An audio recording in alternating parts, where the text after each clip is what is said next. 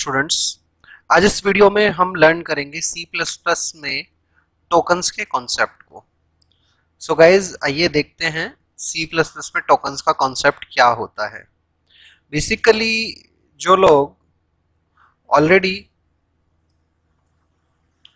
C या जावा वगैरह सीख चुके हैं, स्पेशली C जो सीख चुके हैं, उनकी अगर मैं बात करूं तो वो लोग बहुत अच्छे से अवेयर हैं कि टोकन्स होते क्या हैं।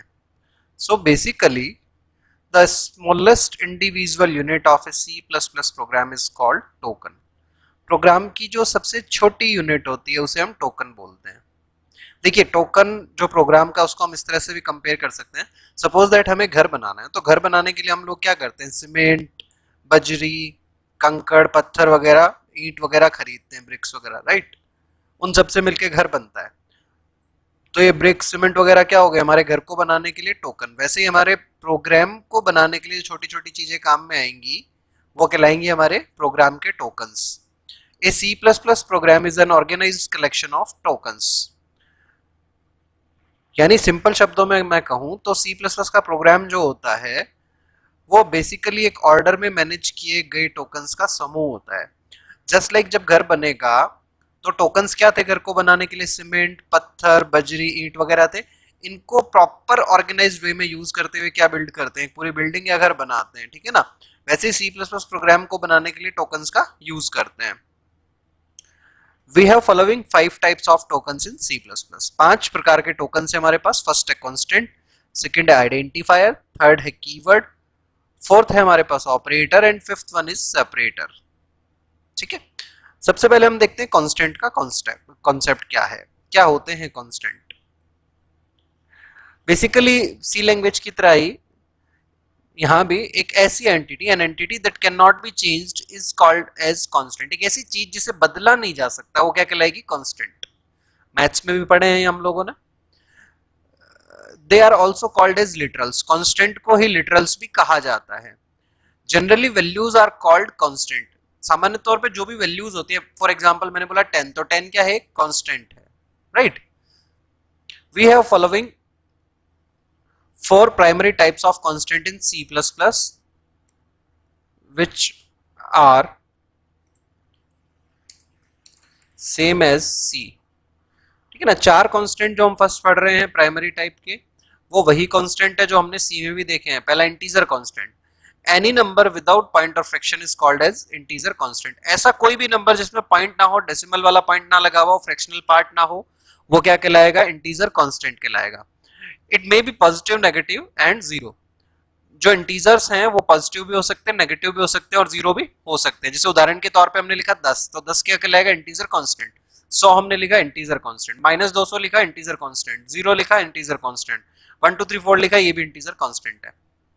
ठीक है ना, क्योंकि इनमें पॉइंट नहीं आ रहा है। अगर पॉइंट लग जाता तो इंटीजर कांस्टेंट नहीं कहलाते। सेकंड कैटेगरी हमारे पास रियल कांस्टेंट।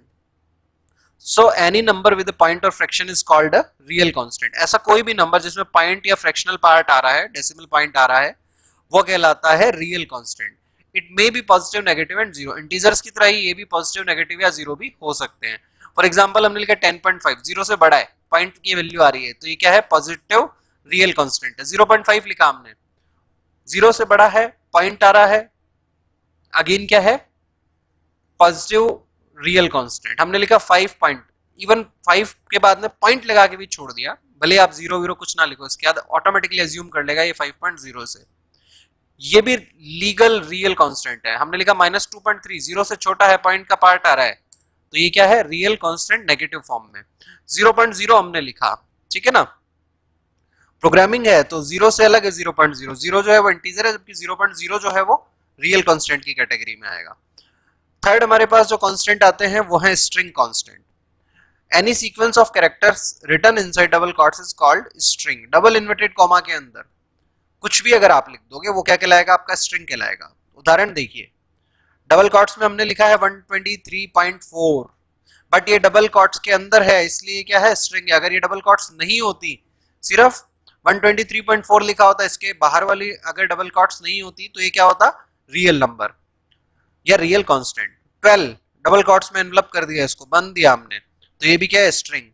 इस तरह से हमने लिखा तरुण, डबल कॉट्स के अंदर लिखा है, सो क्या बन गया ये स्ट्रिंग। इसी तरह से हमने लिखा TAR@tmail.com, डबल कॉट्स के अंदर लिखा है, ये भी क्या बन गया स्ट्रिंग। फाइन, X लिखा हमने डबल कॉट्स के अंदर बंद है, तो ये भी क्या कहलाएगा स्ट्रिंग कहलाएगा। तो स्ट्रिंग क्या है, डबल कॉट्स में कुछ भी आप लिख दोगे वो स्ट्रिंग ही कहलाती है। फोर्थ हमारे पास कांस्टेंट है सिंगल कैरेक्टर कांस्टेंट। ये सिंगल कैरेक्टर, कैरेक्टर का मतलब है अल्फाबेट, डिजिट और सिंबल, कुछ भी, इन तीनों में से कोई भी एक चीज। A single character written inside single quotes is called single character constant. यदि आप एक अकेले कैरेक्टर को यानी कि अल्फाबेट को, डिजिट को या सिंबल को सिंगल इनवर्टेड कॉमा में लिखते हो तो क्या कहलाएगा, आपका सिंगल कैरेक्टर कांस्टेंट कहलाएगा C++ में।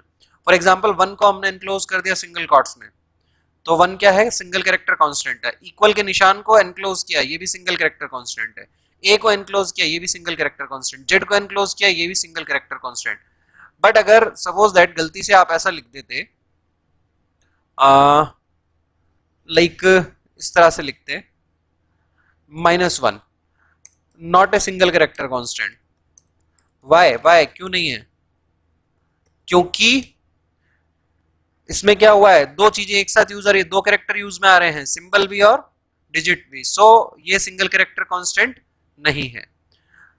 पांचवा जो हमारे पास कांस्टेंट का टाइप आता है, ये C में नहीं था, ध्यान रखिएगा, C++ में है, नया है बूल। बूल केवल दो वैल्यूज को रिप्रेजेंट करता है, ट्रू एंड फॉल्स। केवल ये दो ही वैल्यूज आती हैं बूल की कैटेगरी में C++ में। तो ये थे हमारे कांस्टेंट। कांस्टेंट का मतलब ऐसी वैल्यू जो कभी भी बदलती नहीं है, या वैल्यू को ही कांस्टेंट कहते हैं एक्चुअली। इसमें हमने 5 टाइप पढ़े कांस्टेंट के, integer, real, string, single character and bool. Fine, आइए नेक्स्ट टोकन पढ़ते हैं हम। नेक्स्ट टोकन है हमारे पास आइडेंटिफायर। आइडेंटिफायर जो वर्ड है वो किससे बना है, आइडेंटिफाई से, पहचान से। पहचान कराने के लिए सबसे कॉमन चीज क्या होती है, किसी भी व्यक्ति, वस्तु या स्थान का जो नाम होता है वो उसकी कॉमन आइडेंटिफिकेशन होती है, उससे ही पहचानते हैं हम उसे, राइट। सो डेफिनेशन देखें, any name used in our program is called as identifier. हमारे प्रोग्राम में जो भी नाम हम इस्तेमाल करेंगे वो क्या कहलाएगा, बेसिकली आइडेंटिफायर कहलाएगा। चाहे वो किसी वेरिएबल को दिया गया नाम हो, फंक्शन को दिया गया नाम हो, या क्लास वगैरह को दिया गया नाम हो, नाम जो है वो बेसिकली आइडेंटिफायर कहलाता है। We have to follow the following rules while creating identifier. And luckily देखिए यहाँ पे जो रूल्स हैं ये वही हैं जो C में भी थे, तो अगर आपने C ऑलरेडी पढ़ी है तो ये रूल्स आपके लिए बहुत ज्यादा सिंपल हो जाते हैं। रूल क्या है, फर्स्ट रूल हमारा बताता है कि हम क्या यूज कर सकते हैं किसी भी आइडेंटिफायर में। तो किसी भी आइडेंटिफायर को चूज करते समय, बनाते समय हम अल्फाबेट, डिजिट और अंडरस्कोर का सिंबल इस्तेमाल कर सकते हैं। ये एक ऐसा रूल है जो ऑलमोस्ट सभी लैंग्वेजेस में फॉलो होता है, whether it is in C++, Python, Java, Ruby और C#.net, PHP इवन, सभी लैंग्वेजेस के अंदर ये रूल कॉमन है कि आप किसी भी आइडेंटिफायर में अल्फाबेट, डिजिट और अंडरस्कोर का सिंबल यूज कर सकते हो। Cannot use any special symbol other than underscore. Most of the languages में ये रूल अगेन सेम है। अंडरस्कोर के अलावा कोई भी चिन्ह जैसे डैश, डॉट वगैरह आप आइडेंटिफायर्स में इस्तेमाल नहीं कर सकते हो। जावा एक्सेप्शन है, वहां पे $साइन अलाउड होता है नेम में। नेक्स्ट रूल है कैन स्टार्ट विद। स्टार्टिंग जो है अल्फाबेट या अंडरस्कोर से हो सकती है। नेक्स्ट रूल है कैन नॉट स्टार्ट विद। कोई भी आइडेंटिफायर डिजिट से स्टार्ट नहीं हो सकता है। And finally keywords can not B identifier. Keyword जितने भी हैं वो कोई भी आइडेंटिफायर की तरह इस्तेमाल नहीं किया जा सकता। सपोज दैट अगर मैं कहूं कि C++ में इंट एक कीवर्ड है तो किसी भी वेरिएबल का नाम हम int int नहीं रख सकते हैं। फाइन, जैसे कुछ एग्जांपल हम देखते हैं। सबसे पहले हम वैलिड आइडेंटिफायर देख रहे हैं, जैसे roll underscore number, this is legal, ये ठीक है, अंडरस्कोर आप लगा सकते हैं, अल्फाबेट्स का आपने यूज किया है। दूसरा जो है नेम नाम का हमने आइडेंटिफायर चूज किया, कर सकते हैं। एज चूज किया, कर सकते हैं। नंबर चूज किया, यू कैन। num1 चूज किया, यू कैन, क्योंकि अल्फाबेट और डिजिट यूज कर रहे हैं, कोई दिक्कत नहीं है। num2 यूज कर सकते हैं। ये सब अलग अलग आइडेंटिफायर हैं, वैलिड है। इनवैलिड आइडेंटिफायर की अगर हम बात करें, सो गाइज ये जो हमारे आइडेंटिफायर हैं ये इनवैलिड है। कैसे इनवैलिड, रोल और नंबर के बीच में स्पेस दे दिया, not allowed. Roll number NO dot लगा दिया हमने, गौर से देखिएगा यहाँ पे डॉट लगाया हुआ है, तो डॉट जो है वो अलाउड नहीं है, स्पेशल सिंबल है। वन नम डिजिट से स्टार्टिंग कर दी, गलत है। रोल डैश नंबर, डैश लगा दिया, अंडरस्कोर आ सकता है, डैश नहीं आ सकता, स्पेस भी नहीं आ सकता, डॉट भी नहीं आ सकता किसी भी नाम में, ठीक है, तो ये भी इनवैलिड है। नेक्स्ट हमारे पास जो टोकन आता है वो है हमारे पास कीवर्ड्स। कीवर्ड्स क्या है? चाबी शब्द, हिंदी में बोलेंगे चाबी शब्द, थोड़ा फनी है ये, है ना। कीवर्ड्स का मतलब जैसे देखिए ताले को खोलने के लिए क्या चाहिए होती है? चाबी। वैसे ही कुछ विशेष कामों को परफॉर्म करने के लिए जो वर्ड्स काम में आते हैं हमारे पास, वो हमारे कहलाते हैं कीवर्ड्स। सो डेफिनेशन क्या है? Such words which have their predefined operation are called as keywords. ऐसे शब्द जिनका पहले से कोई काम डिफाइन है किसी भी लैंग्वेज में, उस पर्टिकुलर लैंग्वेज की कीवर्ड्स कहलाते हैं। They are reserved for their special operations, so they are also called as reserve words. इन्हें किसी विशेष काम को करने के लिए सुरक्षित रखा जाता है, इसलिए इन्हें सुरक्षित शब्द या रिजर्व वर्ड्स भी कहते हैं।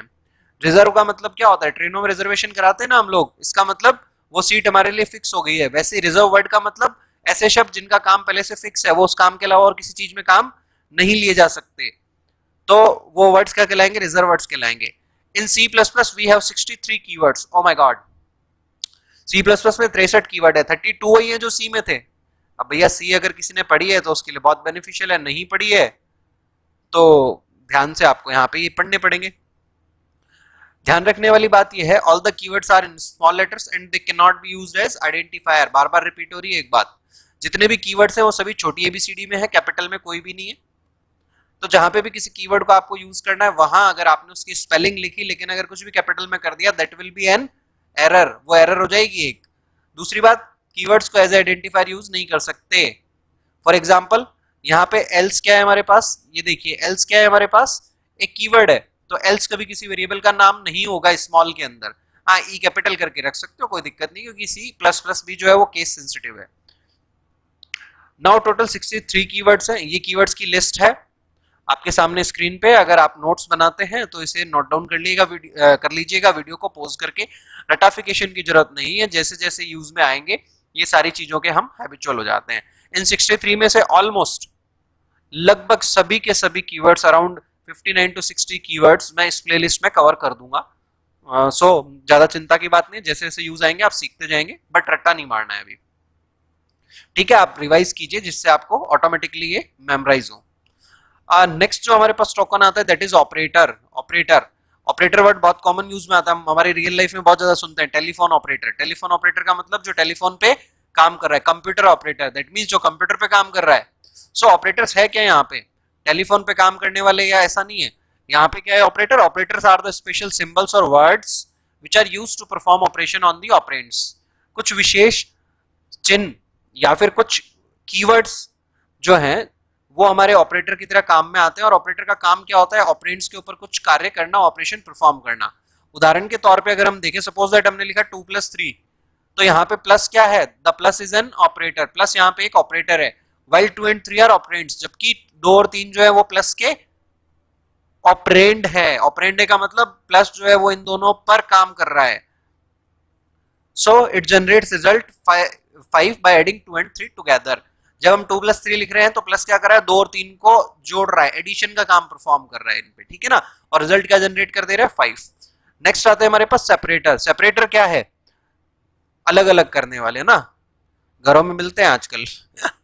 खैर, separators are special symbols which are used to separate two tokens. दो टोकन्स को अलग अलग पृथक करने के लिए जो चिन्ह यूज में आते हैं वो हमारे क्या कहलाते हैं? सेपरेटर कहलाते हैं। जैसे कॉमा जो है वो सबसे कॉमनली यूज्ड सेपरेटर है। नेक्स्ट हमारा कॉन्सेप्ट जो हम कवर करेंगे इसमें टोकन्स के अलावा, वो है डेटा टाइप्स एंड वेरिएबल्स का कॉन्सेप्ट। देखिए इंपॉर्टेंट है, सीखना जरूरी है। तो सबसे पहले वेरिएबल्स एंड डेटा टाइप्स में हम ये देखते हैं वेरिएबल क्या है। The variable is used to store the value. Variable का हम यूज करते हैं वैल्यू को स्टोर करने के लिए। सिंपली वही कॉन्सेप्ट है जो हमने जनरल मैथमेटिक्स में देखा है, अलजेब्रा में देखा है। x बराबर 10 करते हैं तो x हमारा क्या होता है? एक वेरिएबल होता है, 10 एक वैल्यू होती है। बट रुकिए, C++ जो है प्रोग्रामिंग है। प्रोग्रामिंग लैंग्वेजेस में एक सर्टेन रूल होता है किसी भी वेरिएबल को बनाने का। अनलाइक मैथमेटिक्स मैजिकल होती है, ठीक है ना, रिजिड नहीं है, फ्लेक्सिबल है। प्रोग्रामिंग रिजिड होती है, सब कुछ पहले से प्री डिफाइंड है, उसको उसी वे में लिखना होता है ना। So a variable is actually a name given to a memory cell. अगर थोड़ा सा टेक्निकली मैं कहूं तो वेरिएबल मेमोरी सेल को दिया गया एक नाम होता है जिसकी हेल्प से हम मेमोरी सेल पे वैल्यू स्टोर करते हैं या फिर उस मेमोरी सेल से वैल्यू को फेच करते हैं। Before using variable we have to create it in the program. किसी भी वेरिएबल को, ध्यान रखिएगा, किसी भी वेरिएबल को आपको प्रोग्राम में यूज करना है तो पहले उसे बनाना पड़ता है, डिक्लेयर करना पड़ता है। बनाने को डिक्लेयर करना बोलते हैं हम टेक्निकली। यहाँ मैथ्स की तरह डायरेक्ट नहीं है कि x बराबर आपने 10 कर दिया है, ठीक है। अगर कोई पाइथन से आ रहा है उसके लिए थोड़ी डिफिकल्टी हो सकती है, क्योंकि पाइथन में सीधा वो मैथमेटिक वाला तरीका चलता था, x बराबर 10 वाला ना, यहाँ नहीं चलेगा। सो ओहो स्पेस डिलीट हो गया, हाँ। To create variable we use the data types, ठीक है। तो वेरिएबल को बनाने के लिए चाहिए क्या, हमें डेटा टाइप चाहिए। डेटा टाइप की हेल्प से वेरिएबल क्रिएट होते हैं, तो हमें डेटा टाइप को भी पढ़ना पड़ेगा। गुत्थी उलझी हुई है, राम और श्याम दोनों बंधे हुए हैं, डेटा टाइप वेरिएबल आपस में साथ में बंधे हुए हैं। जब भी वेरिएबल बनाना है तो डेटा टाइप काम में आएगा। We have following commonly use primary data types in C++। तो कॉमनली यूज जो डेटा टाइप है, सबसे पहले हमारे पास int. What is int? Int use में आता है इंटीजर्स के लिए। ये जनरली 4 बाइट वाइड है। It is generally 4 byte wide and use to store integers. कुछ पुराने जो कंपाइलर से लाइक टर्बो सी वगैरह आप काम में नहीं आते, आउटडेट हो चुके हैं, ठीक है। कुछ पुराने लोग हैं, पुराने कॉलेजेस वगैरह में सिस्टम चल रहे हैं, वहां पे टर्बो सी आज भी काम में ले रहे हैं, बट मैं रिकमेंड नहीं करता हूँ बिल्कुल भी उसे यूज करना, क्योंकि ऑफिशियल कोई सपोर्ट है उसके लिए अवेलेबल नहीं है।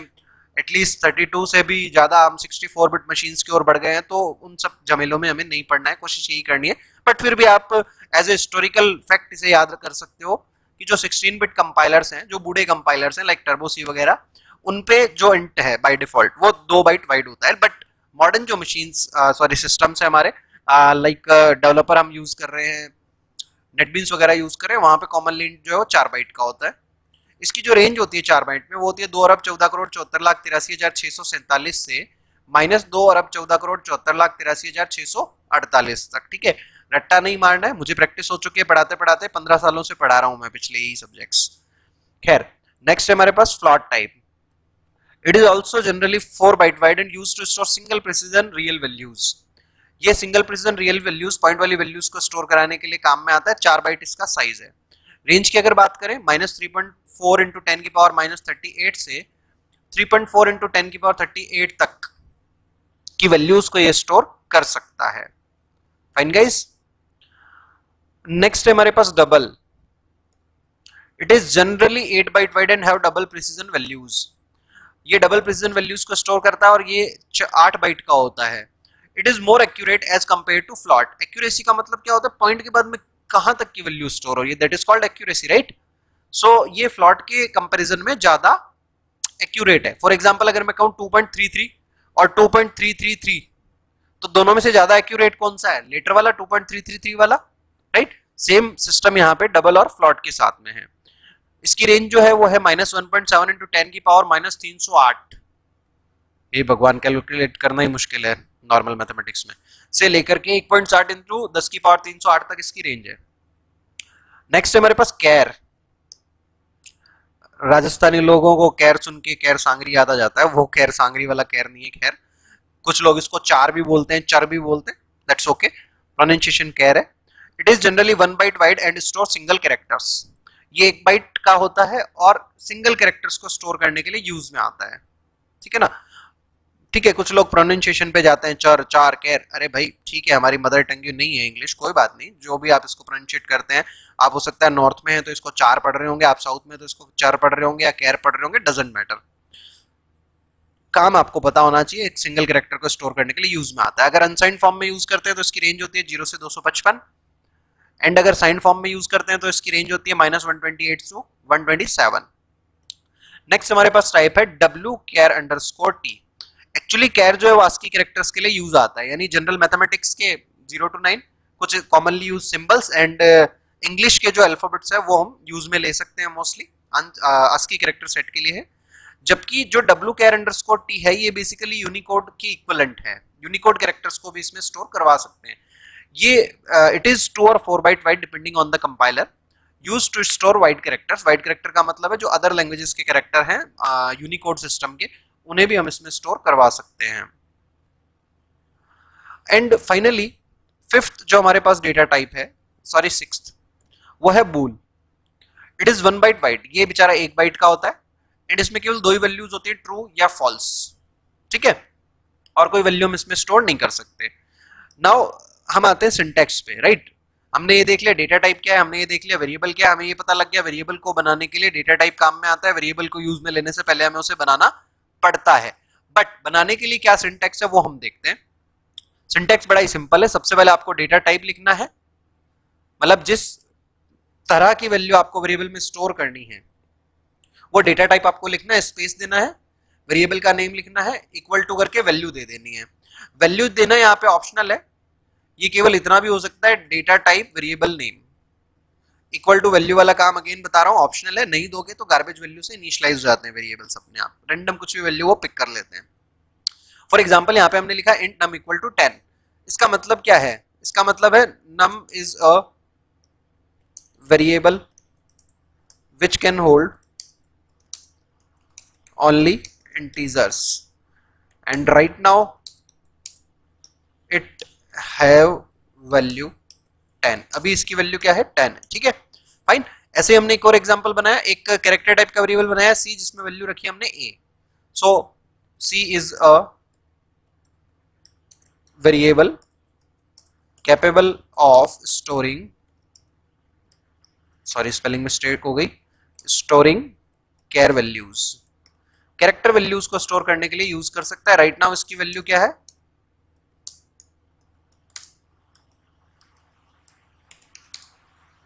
राइट नाउ इसकी वैल्यू है a, ठीक है।